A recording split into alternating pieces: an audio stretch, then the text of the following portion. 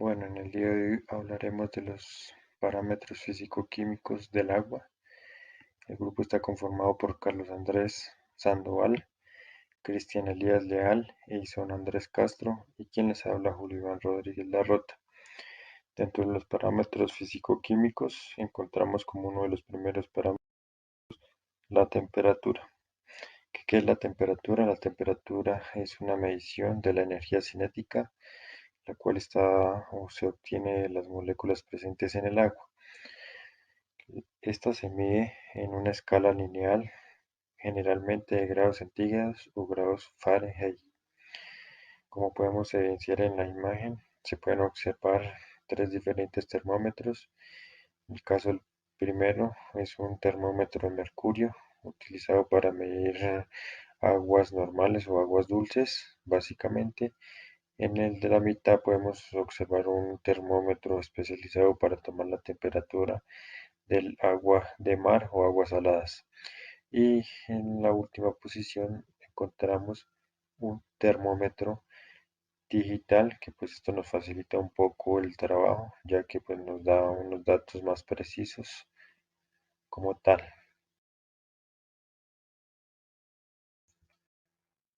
¿Por qué es importante?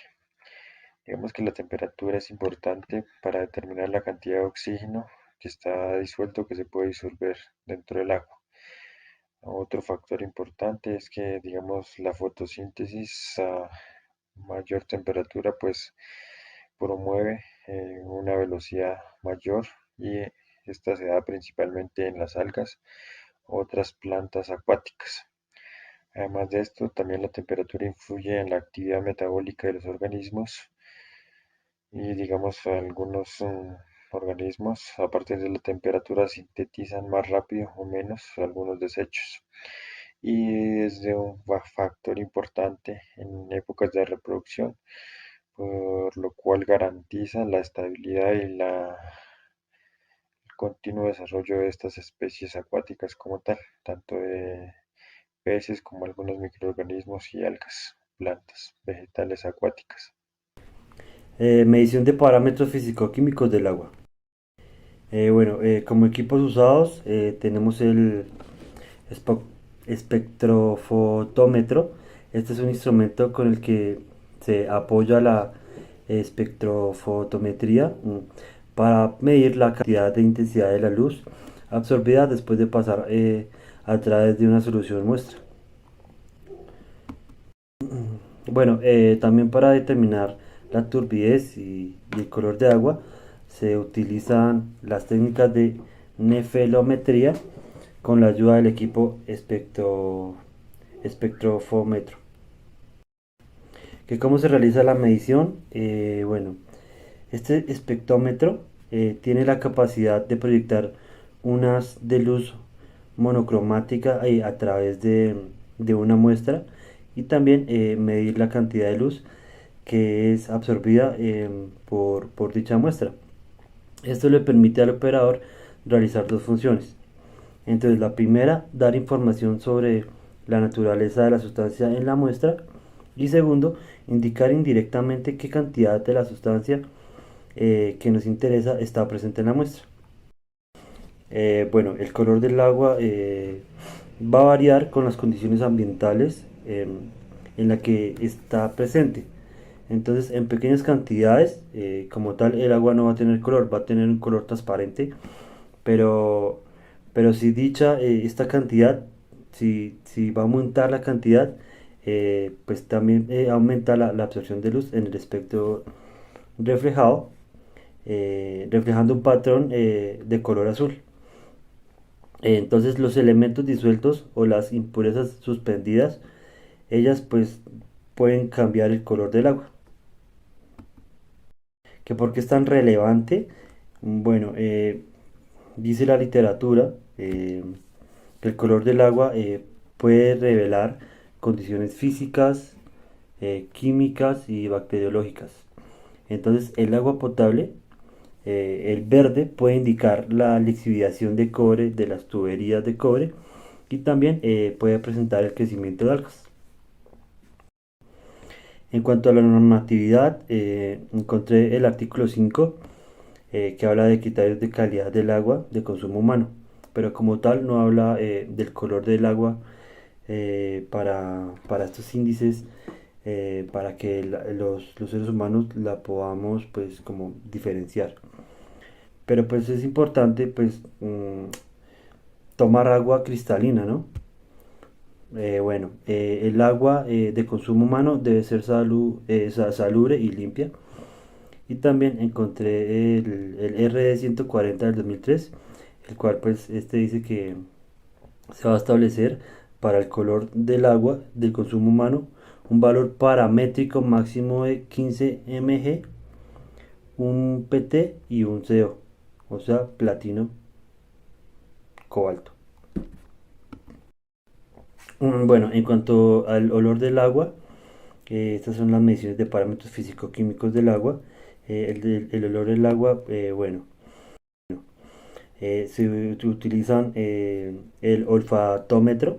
Este es un dispositivo que que como se puede imaginar por el nombre, perdón, está involucrado en la medición del olfato, que es a lo que se dedica este equipo, donde vamos a tener tipos diferentes de olfatómetro, donde uno va a actuar como una especie de nariz artificial que es capaz de detectar olores en diversas concentraciones, como incluidas concentraciones tan bajas que la nariz humana no va a poder detectarlos.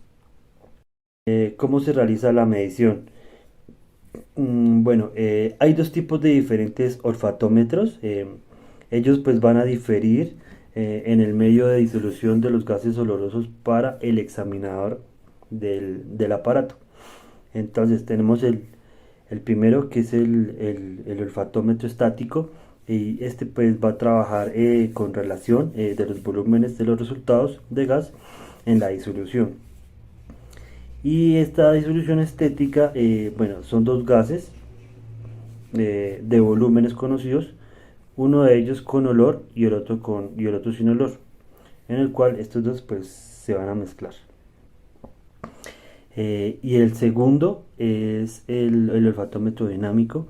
Este va a trabajar con una dilución dinámica, perdón, que se basa en la mezcla de dos flujos de gas conocidos, la prueba de olor y el aire neutro. ¿Qué es el olor del agua y por qué es tan relevante? En la siguiente diapositiva se los voy a explicar. Entonces, el olor del agua es causado por la presencia de compuestos volátiles disueltos. Entonces, es una buena parte de estos compuestos tienen un origen biológico, y al formarse va a causar la descomposición de la biomasa. Pero también existen dos compuestos volátiles como el H2S y el NH3. Estos se van a generar gracias a procesos de reducción, pero también debe señalarse como una causa de malos olores la presencia de compuestos volátiles de olor desagradable, cabe resaltar, debido a que a los vertidos industriales y de aguas residuales. Los compuestos organoclorados, estos son generados en procesos de cloración de aguas, y estos van a acostumbrar a ser una fuente secundaria de olores. Estos compuestos con estos olores típicos son las aminas. Entonces van a producir ese típico olor a pescado, las diaminas, que huelen como a carne putrefacta, más o menos. Y el H2S tiene un típico olor a huevos podridos. Entonces estos compuestos organosulfurados, cuyo olor es parecida a la desprendida por las coles podridas. Entonces, de esta manera se podría, puedes mirar o olfatear los diferentes tipos de olor que tiene el agua. Muchísimas gracias. Muy buenos días a todos. Nos encontramos el día de hoy desde el bello municipio de Cómbita, Boyacá. El día de hoy me acompaña el río de Piedras, que son los colines o límites con el municipio de Sotaquirá y Cómbita. Bueno, el día de hoy voy a explicar lo que es turbidez del agua y cuáles son sus características más relevantes para este proceso. El UNFT es la medida exacta para medir la turbidez, que en sus siglas traducidas al español significa unidad nefalométrica de flujo. Esta se mide, según la Organización Mundial de la Salud, de 5 a menos de una unidad UNFT. Lo que mide básicamente son los sedimentos o la materia orgánica que el agua muy probablemente tenga. Entre más turbia pierde su transparencia, es decir que es mayor el nivel de turbidez cuando el agua está más oscura. Esto debido a procesos que ya más adelante les voy a decir. Enseguida eso, están las partículas en suspensión. Las partículas en suspensión generalmente están dadas por los niveles de sedimentación u materia orgánica que haya dentro del agua. El ejemplo claro, de pronto en un río, tal vez de pronto la materia orgánica de los animales que hacen deposiciones en ellas, incluso también la turbidez o la recarga hídrica, que también puede llevar los sedimentos desde otros lugares. Hay 4 pilares fundamentales que son el fitoplancton. El fitoplancton es muy común en estas reservas hídricas, también en toda, puede ser en un pozo, puede ser en un nacimiento de agua. Es muy común este tipo de biotas. La sedimentación ya les estaba hablando. También las descargas y los escombros que pues algunas personas depositan en los ríos. Esto también ayuda a aumentar el nivel de turbidez en el agua. Bueno, ya para terminar, ya para concluir, obviamente la turbidez del agua la podemos medir por medio del laboratorio en el turbímetro, que es el que mide según los estándares de la turbidez del agua, qué grado de turbidez tiene. Es relevante básicamente por el lado de las construcciones, digámoslo así, un agua turbia no se puede agregar a una mezcla de concreto, ya que los niveles de turbidez pueden generar espacios muertos y asimismo pueden hacer colapsar las columnas, y pues esto sería nefasto para obviamente las construcciones. También así pues no se sabe también qué tipo de microbiotas o bacterias haya dentro de esa turbidez. Entonces es bueno tener en cuenta esos pequeños análisis para tener una buena análisis de la calidad del agua. Muchas gracias.